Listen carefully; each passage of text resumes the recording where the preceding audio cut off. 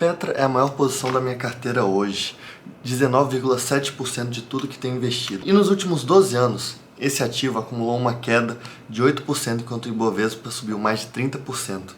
Então a pergunta que não cala é: ela ainda faz sentido na minha carteira?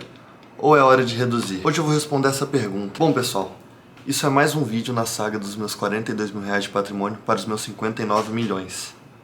E sim, nesse vídeo vai ser um tipo de quadro que a gente vai fazer análise de um ativo específico na carteira. E por que não começar com o principal da minha carteira, atualmente que ocupa quase um quinto da minha carteira e tem uma posição extremamente forte nela. Então vamos falar um pouco de Petra, um ativo da Petrobras, pessoal. Quem não sabe o que é Petrobras não anda na rua hoje em dia, né?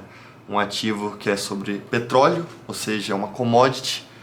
Então a gente vai falar um pouco desse setor que tem algumas peculiaridades ao decorrer do tempo. Bom, pessoal, eu fiz uma pesquisa rápida aqui com a validação da inteligência artificial, pedindo a ficha de indicadores desse ativo para a gente poder fazer uma análise. Obviamente, a gente é um validador, porque a partir do momento que a gente deixa a inteligência artificial agir sozinha, a gente vai ser completamente substituído.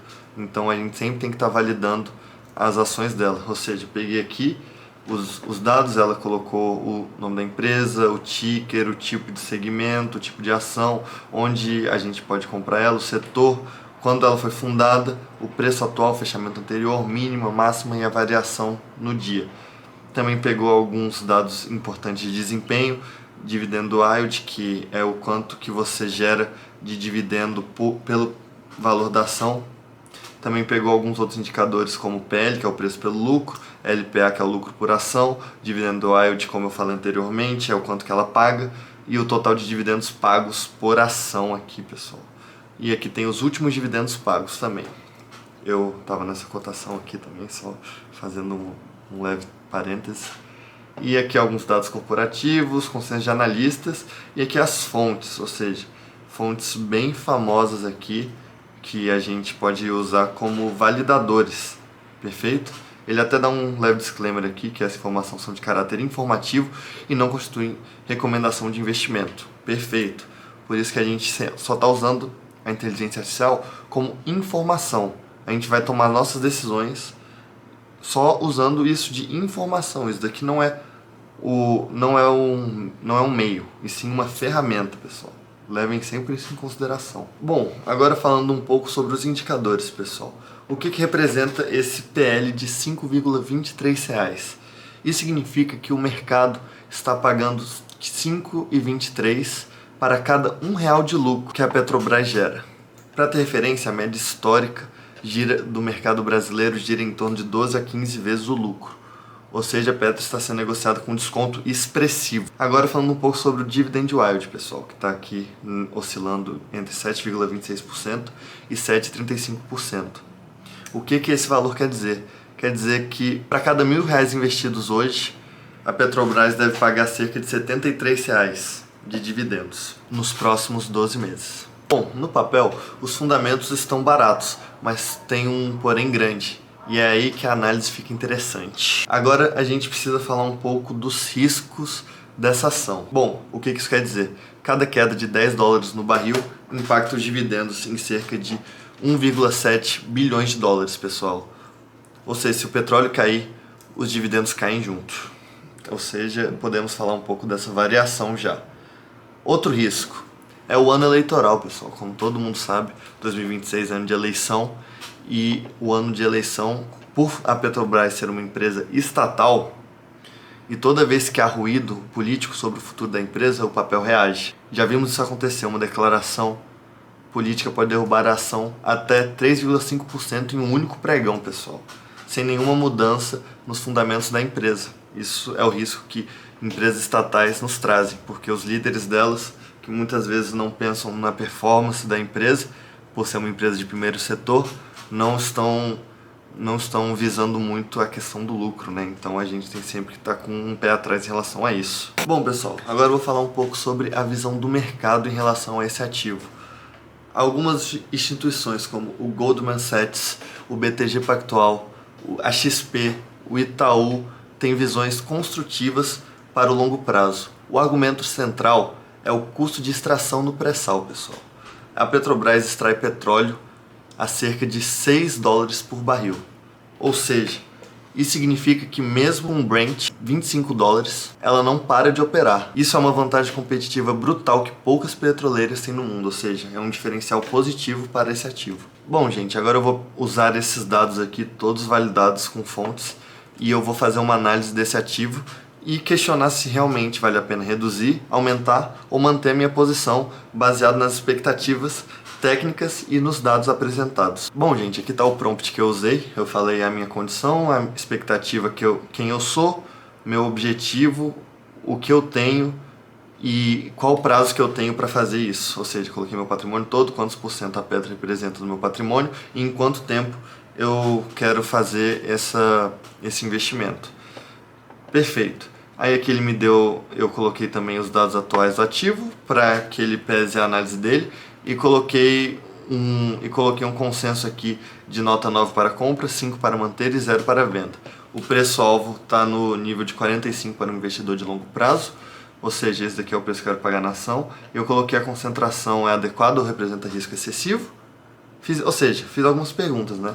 Perguntando se está muito concentrado. Perguntei também quais são os dois melhores e os dois piores cenários para se manter e para se reduzir esse ativo. Perguntei também qual seria uma alocação mais equilibrada considerando meu perfil. E pedi também para ser direto e objetivo, deixando bem claro que não é uma recomendação de compra ou venda, mas sim um raciocínio para me ajudar na tomada de decisão. Bom, pessoal, agora falando um pouco da análise que ela fez aqui. Então, ela falou que para o horizonte que eu busco e também para a quantidade que eu tenho na minha carteira. Bom, ela falou então que para um único ativo é bastante elevada essa posição e o problema não é a Petro em si, é a sobreposição de riscos não diversificáveis que uma posição dessa magnitude carrega simultaneamente.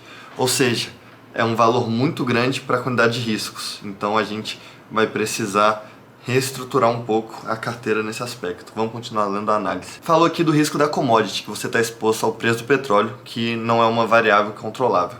Também tem o risco político, que a Petrobras tem histórico documentado de interferência estatal nas políticas de preço, dividendo e capex, e 2026 é ano eleitoral, como já foi dito anteriormente. Tem um risco também, gente, de transição energética, que é outra perspectiva muito interessante, que as empresas podem ir para outras matrizes energéticas fora o petróleo, né?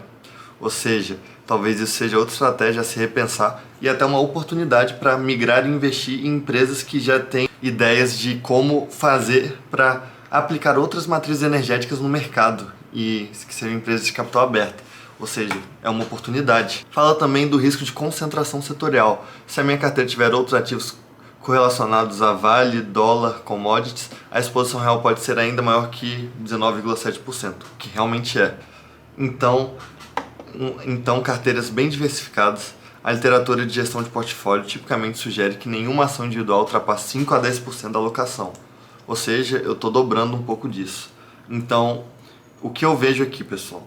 Acredito que não quero vender, pois eu realmente acredito no petróleo ainda, pelo menos a médio prazo.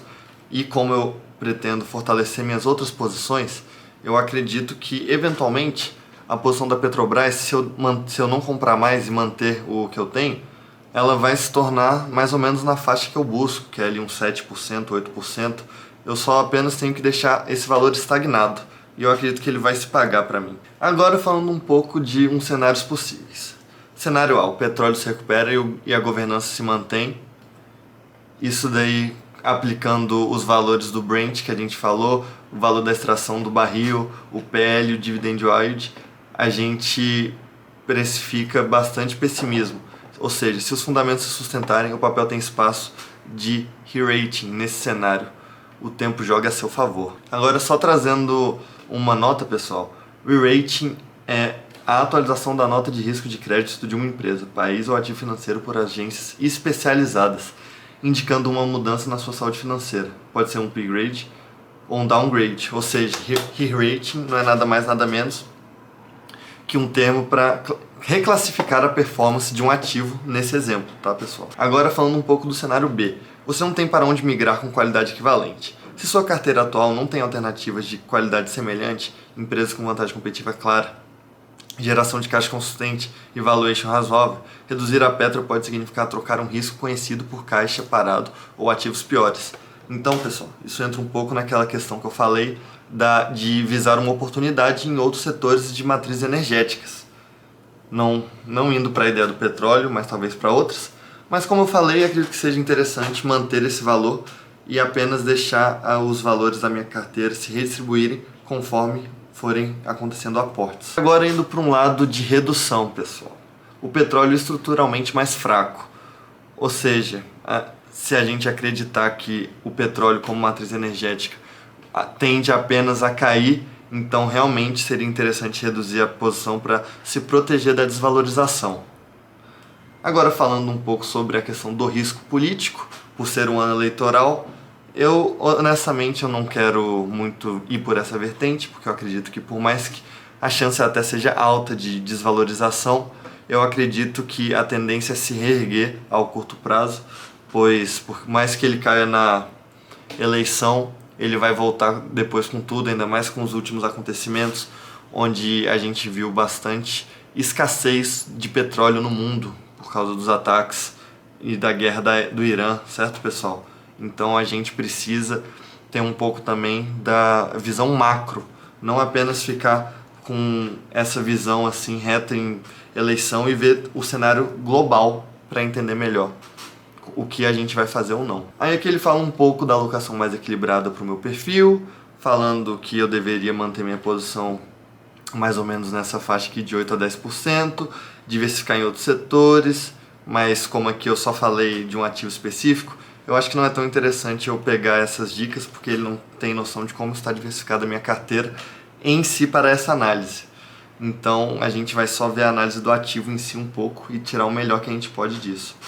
Aí sobre o tamanho atual da carteira, isso daqui muda o cálculo, o que mais importa não é otimizar a carteira atual, mas a taxa de aportamento, a disciplina, ou seja, é aquela questão que eu falei também, sobre os aportes regularem um pouco minhas posições, então eu vou continuar aportando e investindo em outras coisas, e isso vai fazer com que indiretamente, independente de valorização ou desvalorização, eu consiga controlar a posição da minha Petrobras na carteira, ou melhor, regular a minha posição em Petrobras na carteira. Aí aqui no final, pessoal, ele fala uma referente à alocação para reflexão, nenhum ativo individual, dizendo aquela questão, menos de 10% é uma regra segura. Eu concordo um pouco, porque realmente não é bom estar muito forte em apenas um ativo em si, porque isso para uma carteira que no longo prazo será multimilionária não é interessante, porque uma desvalorização a gente pode estar falando de perda de milhões, então não é interessante nem um pouco para os meus objetivos.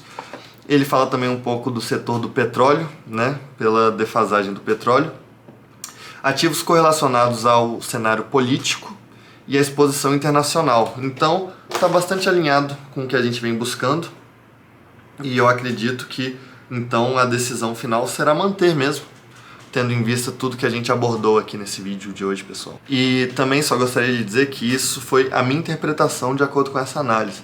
Óbvio que cada um pode ter uma interpretação diferente, por um objetivo diferente, por uma ideia diferente, por uma perspectiva diferente. Aqui eu não estou mostrando o que vocês devem fazer, mas sim de que modo vocês devem fazer, né? Não é seguir exatamente o que eu estou dizendo, mas sim usar a inteligência artificial como uma ferramenta para você tomar sua decisão. Eu assumi que, dado todas as informações, porque aqui não foi nenhuma opinião, aqui foram apenas informações e dados. Eu tirei minha opinião e minhas conclusões com base nas minhas ideias e no meu objetivo. Às vezes, para você pode ser mais interessante reduzir, porque você acredita em outras coisas, você realmente acha que o petróleo tende a só cair, você não quer perder muito dinheiro, não quer se arriscar tanto, às vezes você é mais moderado. Então, óbvio que não existe uma regra geral, aqui é apenas uma troca de ideias, inclusive quem tiver alguma opinião diferente da minha, eu adoraria que vocês compartilhassem ela aqui nos comentários, para que a gente possa fomentar essa comunidade e estar sempre trocando experiências e ideias para estar sempre se ajudando e conseguir lucrar cada vez mais na bolsa, nesse mercado que ainda tem ampla margem de crescimento. Bom, pessoal, o vídeo de hoje vai ficando por aqui. Se puder se inscrever, dar um like, deixar um comentário, Deem um feedback aqui embaixo nos comentários sobre o que vocês acham dessa análise individual de ativos. Óbvio que ela é bem específica e particular, mas eu gosto de mostrar além da minha estratégia para dar uns insights para vocês terem umas ideias do que vocês podem fazer na carteira de vocês. Eu acho que ela está alinhada com o objetivo principal e é muito interessante mostrar aqui. Então é isso, pessoal. Fiquem bem.